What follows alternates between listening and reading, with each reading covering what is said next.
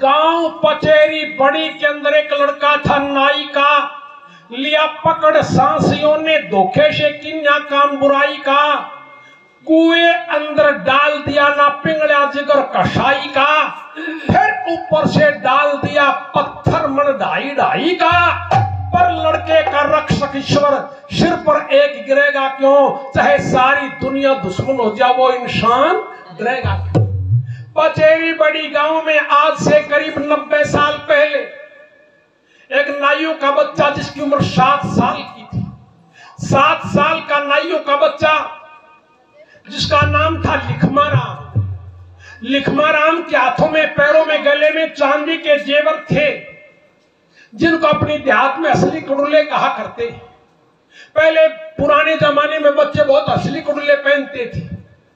वो 7 साल का नाइयों का बच्चा लिखमा राम चांदी के जेवर असली कुड़ुले पहने हुए, जेठ का महीना शाम का समय खेलता खेलता घर से बाहर निकल गया। घर से बाहर निकला, उसके 2 3 4 5 साथी बच्चे और मिल गए। साथी बच्चे साथ होने पर उन्होंने विचार किया, चलो भाई खेतों में झींद खा खावेंगे।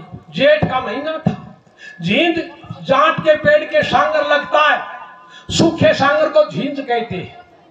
चलो झींद खा खावेंगे। छोटे बच्चे थे, आसमान में ध्यान नहीं किया कि मौसम कैसा है, आसमान में ध्यान नहीं किया। मौसम ऐसा था जैसे भारी आंधी आवेगी, लेकिन बच्चों का ध्यान आसमान में नहीं, उनका ध्यान खेतों में झींद चुगेंगे जाके जाट के पेड़ के नीचे। सारे बच्चे गांव से बाहर निकले और खेतों में गए। सामने एक जाट का पेड़, बच्चों ने देखा, बच्चों में एक होड़ होती है, मैं सबसे पहले जाऊं, सबसे ज्यादा चुगूं। सारे बच्चे दौड़ लिए जाट के पेड़ की तरफ। यो लिखमा राम अकेला पेशाब करने के लिए रुक गया। लिखमा राम रुक गया और बच्चे साथी पेड़ के नीचे चले गए। इतनी देर में काली पीली आंधी आई। काली पीली आंधी, कुछ नहीं दिख रहा, भारी आंधी, और आंधी काफी देर रही। आंधी आंधी में दिन छिप गया, अंधेरा हो गया, रात शुरू हो गई। जब आंधी उतरी, यो लिखमा राम चूंध गया, पता नहीं चला गांव किधर। बच्चा ही तो था।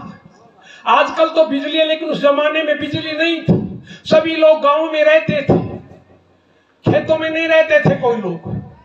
अब लिखमा राम चूंध गया, चारों तरफ निगाह करने लगा, विचार कर रहा गांव किधर है।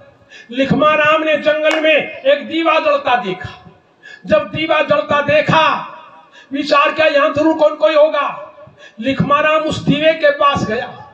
वहां सांसू के डेरे पड़े, जिनको कंजरी भी कहते हैं। कंजरी ने बच्चे को देखा। मन बेईमान होता है, लोभ नीच होता है। कंजरी ने विचार किया, छोटा बच्चा, इसके पास चांदी का जेवर, इसको बुला फुसला करके मेरे पास बुला लूं और सारे जेवर को उतार लूं। कंजरी ने बच्चे को अपने पास बुलाया, बच्चे को सख्त पकड़ा, अपने तंबू के भीतर ले गई। बच्चे के मुंह में कपड़ा दे दिया कि बोल ना सके, धरती में लिटा दिया, ऊपर गूदड़े डाल दिए, उनके ऊपर कंजरी खुद बैठ गई कि उठ भी ना सके। इधर से दिन छिप गया, अंधेरा हो गया, रात के 7 8 9 बज गए। जब नाइयों का बच्चा घर पर नहीं आया, उन्होंने सारे गांव में ढूंढा, लेकिन बच्चा नहीं मिला। आखिर रात के 10:30 बजे के लगभग सांसू के डेरे में गए नाई पूछने के लिए, यहाँ कोई बच्चा आया? वो साफ इनकार हो गए कि यहाँ कोई बच्चा नहीं आया। जबकि बच्चों को आवाज सुन रही अपने पिता की, अड़ोसी पड़ोसी भाई बंधुओं की, लेकिन बच्चा बोले कैसे? मुंह में कपड़ा दे रखा है। बच्चा उठे कैसे? कंजरी उसके ऊपर बैठी हुई है। वो साफ इनकार हो गया, कोई बच्चा नहीं आया। बच्चे को अपने पिता के अड़ोसी पड़ोसी भाई बंधुओं की आवाज सुन रही। वो वहां से पूछ के वापिस अपने घर पर आ गई। इधर से रात के 12-1 बजे बच्चे के सारे जेवर उतार लिए, मुंह में कपड़ा जो का त्यों। आज भी वो कुआं मौजूद है, टिबड़े वाला कुआं बोलते, उस कुएं में बच्चे को डाल दिया सांसू।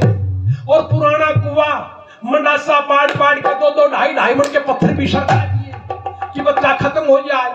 लेकिन भाई जिसको राखे साइया मार सके ना कोई, बाल न बांका कर सके जग बैरी हो। इधर से जब बच्चा कुएं के पेंदे में टिका, बच्चे के शरीर में लचक होती है, बच्चे के शरीर ने कुएं में जब आ गया और साइड में एक झिरी थी, झिरी में चला गया, ऊपर से पत्थर गिरते रहे, क्या बिगड़ना था। और सासू ने रातों रात अपने डेरे उठाए, चल दिए। 5-6 दिन बीत गई। जब बच्चा ढूंढने पर नहीं मिला, नाइयों ने बच्चे को कुएं में ढूंढना शुरू किया और ढूंढते ढूंढते उस टीबड़े वाले कुएं पर गए। बच्चे ने कुएं में से आवाज सुनी कि ऊपर कोई आदमी बोल रही। बच्चे ने कहा मैं जिंदा हूं, मुझे बाहर निकालो। ठीक 6 दिन के बाद जिंदे बच्चे को बाहर निकाला।